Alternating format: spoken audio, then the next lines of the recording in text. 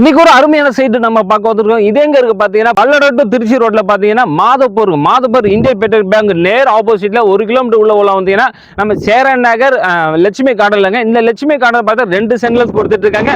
DTCP RERA approval கொடுத்துட்டு இருக்காங்க. அதாவது இந்த இடம் மட்டும் தனியா வாங்கணும் பாத்தீங்கன்னா கொடுத்துட்டு இருக்காங்க. இடம் வாங்கிட்டு நல்லா வீடு கட்டணும் பாத்தீங்கன்னா 1 BHK பார்த்தீங்கன்னா 19 லட்சம் ரூபாய் கொடுத்துட்டு இருக்காங்க.